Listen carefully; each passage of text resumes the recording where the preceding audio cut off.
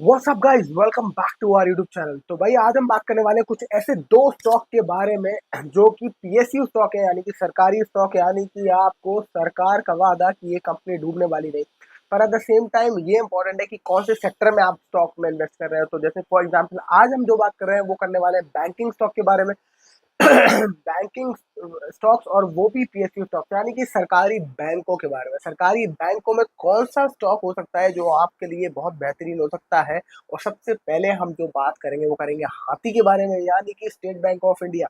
India का सबसे बड़ा सरकारी bank state bank of India, सबसे ज्यादा भरोसेमंद। किसी से भी बात करो, किसी से भी पूछो कि भाई अकाउंट आपका कहाँ है, खुलवाना पसंद करोगे, कौन सा बैंक नहीं मांगेगा, तो स्टेट बैंक ऑफ इंडिया पहली पसंद आती है। इनफैक्ट मैं देखा कि बहुत ज्यादा जो सरकारी जो ऑर्गेनाइजेशन होते हैं, जैसे कि आर्मी जो ऑफिसर्स होते हैं, उनकी जो सैलरी आती है वो स्टेट बैंक ऑफ इंडिया में आती है। तो सरकारी बैंकों में जो टाई अप है, जो सबसे ज्यादा, वो स्टेट बैंक ऑफ इंडिया का है, सरकारी ऑर्गेनाइजेशन की सैलरी डिस्पर्स करने में। राइट, तो हम ये समझने की कोशिश करेंगे स्टेट बैंक ऑफ इंडिया की क्या कहानी है। और एक मुझे बड़ा मोटा हाथी दिखता है कि बहुत ही बड़ी कंपनी है, पर आज हम समझेंगे ऐसे दो बैंक के बारे में कि क्या कहानी हो रही है दो सरकारी बैंकों में। पहला है स्टेट बैंक ऑफ इंडिया, दूसरा बताएंगे जब वो आएगा। स्टेट बैंक ऑफ इंडिया का चार्ट खोलते हैं। स्टेट बैंक ऑफ इंडिया का सबसे पहले उठाते हैं मार्केट कैप। 7,43,000 करोड़ का मार्केट कैप। 7,43,203 करोड़ का मार्केट कैप है एग्जैक्टली।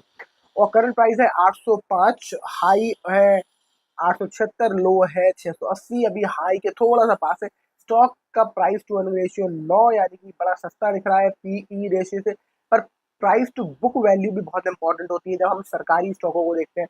तो बुक वैल्यू है 546, यानी कि बुक वैल्यू से भी डबल भी नहीं मिल रहा, यानी कि बहुत ही सही मिल रहा है 546 बुक वैल्यू पर।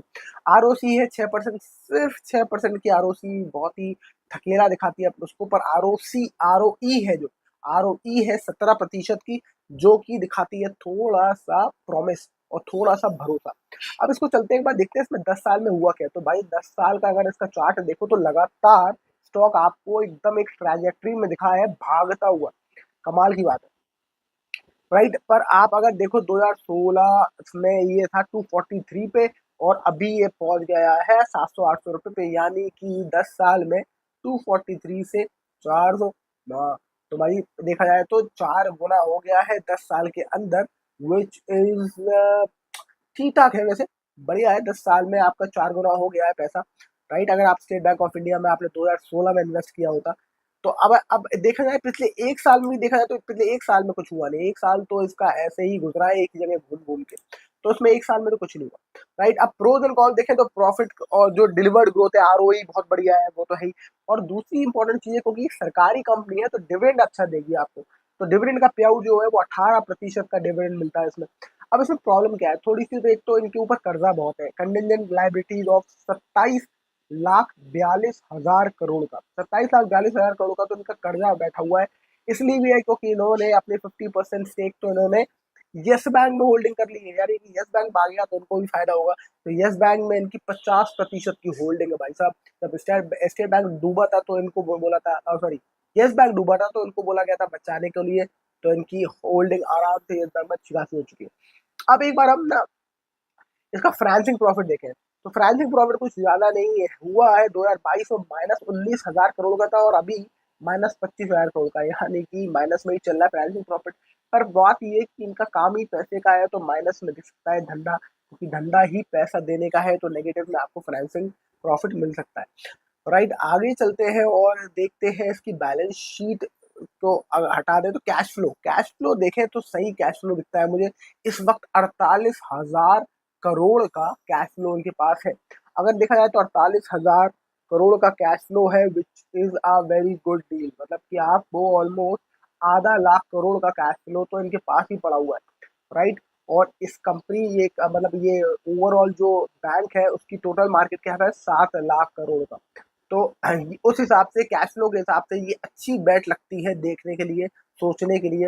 राइट, आगे जाते हैं शेयर होल्डिंग पैटर्न और देखें। शेयर होल्डिंग पैटर्न में देखो तो प्रोमोटर के पास 55% की होल्डिंग, यानी कि सरकार इसके साथ 55% की होल्डिंग लेके बैठी है। फाइनेंशियल इंस्टीट्यूशन इन्वेस्टर्स भी इसमें बैठे हैं 9% लेके। डीआईआईज काफी है 7%, और पब्लिक है सिर्फ 7%।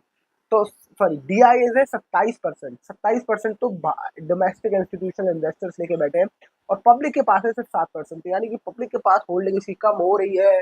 तो मुझे अब ये लगता है कि अगर पब्लिक के पास होल्डिंग कम है तो प्रॉमिसिंग हो सकता है यहाँ से ये स्टॉक चल सकता है, राइट। तो आपका क्या फैसला होगा, आपको सोचिए। मुझे ये काफी मोटा हाथी लगता है, इसलिए मैं ऐसे स्टॉक्स में इन्वेस्ट करना बहुत ज्यादा इंटरेस्टेड नहीं होता, क्योंकि जब शेयर बहुत बड़ा हो जाता है, मार्केट कैप बहुत ज्यादा बड़ा हो जाता है, तो उसका भागना थोड़ा सा स्लो तो हो जाता है बॉस।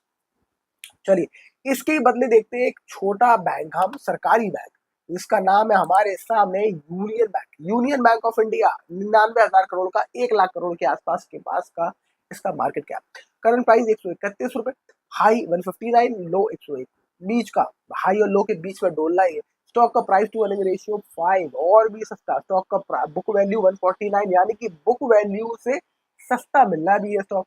ये स्टॉक मुझे थोड़ा सा ज्यादा इंटरेस्टिंग लगता है, क्योंकि ROC इसकी 6% और ROE है 17%। अब देखो सेम पैरामीटर्स मिल गए, मार्केट कैप भी छोटा हो गया, at the same time book value से भी सस्ता मिल रहा है आपको ये stock, union bank of India, right. Dividend yield इसकी 3% के आसपास डिविडेंड यील्ड।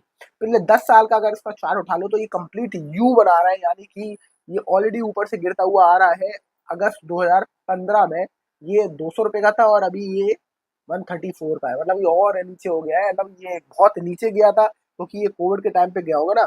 31 रुपए का आ गया था मेरे भाई, 2020 में ये 31 रुपए का आ गया था। तो ये पूरा कंप्लीट एक यू बना रहा है, वापस 134 पे पहुंचा है, बुक वैल्यू से अभी भी सस्ता दिख रहा है। आगे चलते हो, देखते हैं प्रोज क्या है। प्रोज ये है कि भाई ट्रेडिंग एट इट 0.86 टाइम्स इस बुक वैल्यू से नीचे, गुड डिविडेंड यील्ड ग्रोथ, 3.6% का डिविडेंड अच्छी दे रहा है, डिलीवर्ड प्रॉफिट ग्रोथ भी अच्छी दी है पिछले 5 साल में 50% की, हेल्दी डिविडेंड दे रहा है 21% का। तो ये सारे अच्छे इसके पैरामीटर्स है। Contingent liabilities of 6 crore, 6 lakh crore की इनके पास भी कर्जा तो मेरे भाई है, राइट। उनके ऊपर जो लाइबिलिटी है वो तो उनके ऊपर बैठा हुआ है। अब एक और फाइनेंसिंग प्रॉफिट देखें, वो मुझे बड़ी इंटरेस्टिंग लगती है, वो आपको दिखाता हूँ इसका। इसका फाइनेंसिंग प्रॉफिट देखें आप, 2022 में जून में ये 2000 -784 रुपए था, 784 करोड़, सॉरी रुपए बोल रहा हूँ मैं, मान लो -784 करोड़ इसका था फाइनेंसिंग प्रॉफिट। और अभी देखो तो आप पॉजिटिव 400 करोड़ में खड़ा हुआ है फाइनेंसिंग प्रॉफिट। तो ये मुझे इंटरेस्टिंग लगता है कि नेगेटिव प्रॉफिट से ये पॉजिटिव फाइनेंसिंग प्रॉफिट में आ रहा है, राइट।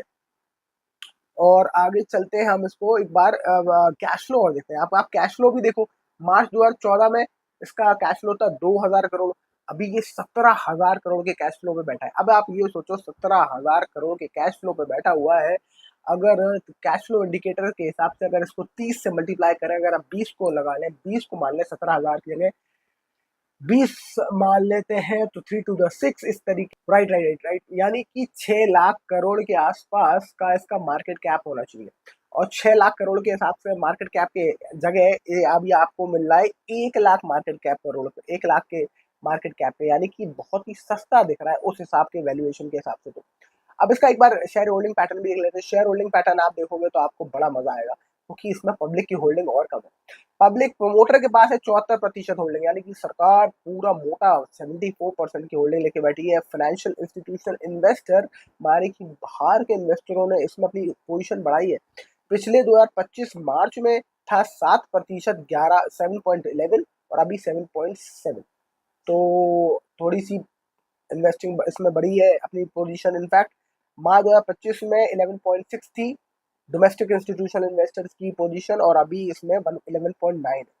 तो पब्लिक की पार्टिसिपेशन कम हो रहा है, क्योंकि पब्लिक की होल्डिंग सिर्फ और सिर्फ 5.9% है, 5.6%। और डोमेस्टिक और FII इसमें अपने स्टेक्स बढ़ा रहे हैं। तो मुझे ये एक बड़ा प्रॉमिसिंग बेट लगता है। यूनियन बैंक ऑफ इंडिया एक छोटा सा, मतलब बहुत ज़्यादा छोटा तो नहीं है, 1 लाख करोड़ के आसपास तो ये भी पहुंच रहा है, पर एक कंपैरेटिवली छोटा सरकारी बैंक है, ज़्यादा अच्छे रिजल्ट दे रहा है, भाग रहा है, फाइनेंसिंग प्रॉफिट भी इसने अपनी बेटर करे हैं अपने उस हिसाब से। और ROE देखा जाए तो स्टेट बैंक ऑफ इंडिया के बराबर ROE है, सरकारी कंपनी है, डिविडेंड आपको दे रही है।